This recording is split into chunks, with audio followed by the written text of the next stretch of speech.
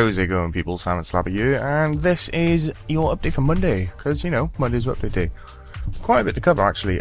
First off, Mod NMG, the old CEO blokey of Runescape, well, he's quitting. He's standing down, and I think his mod Pips is taking his place. So yeah, there is that news. Let me just quickly glance over that, why not? Other thing is double XP. It's going to be starting soon. I say soon. It's the 1st of November. And yes, just on the weekend, so you'll get your double XP, same as usual. And if you're a free-to-play player, you will actually also gain a 20% boost in XP gain for that time as well, so yeah. So updates today though, you have the rune value improvements, and this is basically adding a new D&D, which you can now do in the runecrafting guild. And it's the rune goldberg machine. It's pretty straightforward, there's not a massive amount to it. For the most part, you go to the machine, you can just simply click on it, and you'll be given an option to fill 3 slots with different types of runes.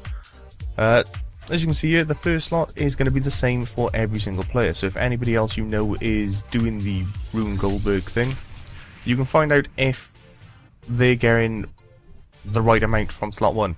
So if they're using the correct rune in slot 1, they'll gain extra viz, which is the prize for doing this pretty much. And all you need to do is simply ask your mates if they've done it, and you find out what that is, and then you use exactly the same rune and you place it in slot 1, and that'll give you 30% boost to your viz. For the second slot, there's 1 of 3 possible runes, and I assume you could probably ask your mates possibly, although this is kind of random, so yeah. It's going to be 1 of 3 runes, you've got a 1 in 3 chance of getting an extra 30% on top of the base 30%. And then the last one is going to be randomly assigned to each player, and it's going to count for 40% of it. So in total, you can get a large chunk of viz in one go. I think it's 100-ish, give or take, if you get maximum. And you're probably wondering, why the hell should I even bother with this D&D if I just get some random viz thing? Well, the viz itself you can turn into different things. So as you can see here, you can use it to manipulate your auras. So for example, you could extend the duration of your auras by 50 or 100%. And this is one extension. And this is daily mined, so you can come up here, get your viz daily, and then you can do these modifications once per day. For example, the wisdom and jagged trades auras on all tiers, you can use it on that, and it'll reset the cooldown timer, and that's once per day. So there we go. So I mean, it is handy. I mean, depending on how much viz you get, you could, I assume, probably reset the duration of the aura as many times as you want, as long as you have the viz.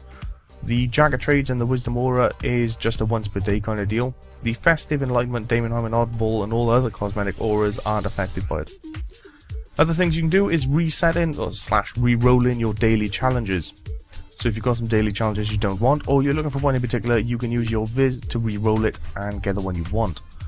And some challenges you can also extend, doubling the amount there is required to complete it, whilst also bumping up the reward as well. And last but not least, you got your divination slots, so when you chuck down like a magic trees place, or a rock, or an adamant rock thing from your divination, you can reset that, well I say reset, you can extend the limit by 50 to 100% on those too. So if for example you was getting, I don't know, let's say 28 adamant ore from an adamant ore divination rock, then you could double that up so it'll last up to 56. So there we go. That is pretty much the rune goldberg machine thing in a nutshell. There is really not a massive amount to talk about. You've got 3 slots, you put some runes in there, and you'll get some viz wax at the end of it, and you can use that viz wax to do some of those things. The other thing they've changed is altar running and how it kind of works. So now they've increased the amount that the abyssal familiars can actually hold, I think. Yeah, they can increase the capacities of the abyssal titan and lurker. So they've had it increased. Additionally, the summoning durations has also increased. But on the kind of flip side, normally when you go runecrafting, you, well, fill your inventory with essence, you fill all of your bags with essence, and if you really want to go hardcore, you get some summons and you fill them with essence too. But then when you get to the altar, it's like, yeah, do my inventory, then pull out a couple of bags, then do it, then pull out another couple of bags, then do it, then pull it from your summon, and then do it. And then you go back. Well, they're changing that, so all you simply do is just click on the altar and boom, everything is done all at once.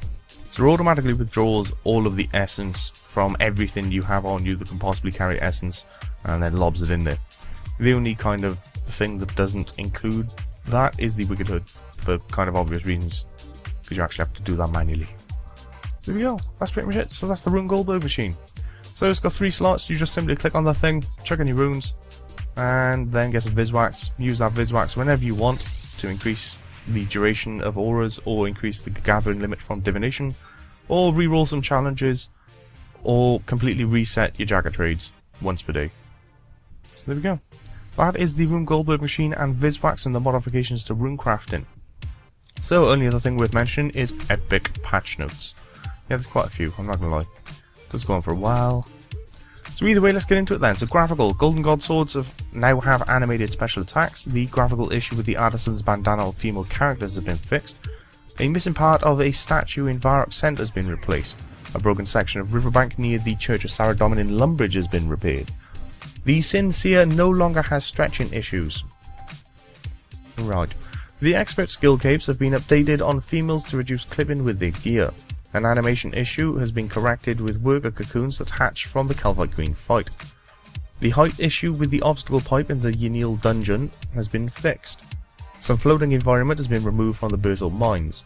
Stripy pirate shirts no longer cause graphical issues on arms with default clothing. The fishing cursor is no longer used when you try to lure the Koshing volunteer / trainer in the Thieves Guild.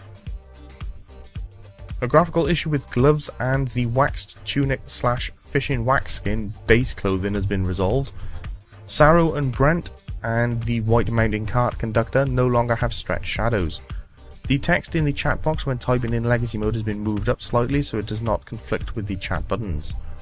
The trade interface has been updated so they use the correct interface skin. The option selection in the emotes interface now uses the correct border style, and LOL's rock throwing animation during the Mighty Fall quest has now been corrected. Wow, it's been a while since that's come out. No, to be honest. No. Either way, skills and minigames. XP values provided by Void Knight commendations have been improved. The Castle Walls barricades are now allowed on the bridges to the central island. A display issue when filtering the list of ship parts in your port with earlier items that have not been purchased has been fixed. The D&D tracker now shows correct information. What? The D&D tracker now shows the correct information regarding when players will be able to replay the familiarization activity. I don't know, basically they fixed the D&D tracker for the familiarization activity, so it actually tells you when you can replay it. There you go, I guess that's an easy way to explain it. God damn it, English. Quests and achievements. The positioning issues with the Morning's End Part 1 sheep painting device has been resolved. Holy crap, finally. Unbelievable. If any of you have done that quest lately, you'll understand what I mean. Or actually, I say lately, in the past couple of years. The Ring of Chaos quiz interface in the quest Garden of Tranquility has been updated. Players in Legacy mode can no longer be constantly blocked from attacking by Asphyxiate while fighting Acadia, Echoes of Jazz, or Dragon Hunter Mage. Who the hell are they? Is that part of a quest? I don't know. The Ardone task Brace Yourself may now be completed using the Totem Pole's right-click recharge option. Checking the health on a fruit tree in Herblore Habitat will no longer complete an incorrect task. Moving on to the miscellaneous fixes. It is now possible to zoom in and out in Legacy mode using the page up down keys. The amount healed when using the Dream spell has been increased. Vengeance will no longer trigger on 0 out of 1 damage hits. Trigger on 0. What? Yeah. Vengeance is fixed. Let's leave it at that, shall we? Being in a group will no longer hide other players' adrenaline bars. Life points in Legacy mode now display correctly in the grouping system. Players should no longer get spammed with notifications when the group leader changes to a new player when the old one has been logged out for over a minute. Players can no longer be invited to a group during PvP situations via the grouping system. Pulsing spiders will no longer get stuck in the Phase 3 area during the Araxi fight. The ramp in Part 2 of Araxor will no longer delete itself if an acid spider spawn puddle lands on a specific area. The Blitzer Ring effect in Dungeoneering now increases the minimum hit chance correctly. The Blazer Ring effect in Dungeoneering no longer overrides a stronger combust effect. Split private chat will no longer be hidden while the player has an info box open in Legacy mode. The requirements for 3rd Age ranged armor in the Range Skill Advanced Guide has now been corrected. A typo in the Stalker Notes Part 5 has been fixed. An area at the Bull Ants in the Chaos Tunnels no longer traps players. probably a good thing.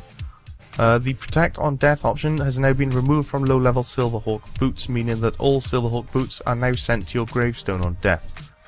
A typo on the Combat Target Information HUD when locking the NPC panel has been corrected.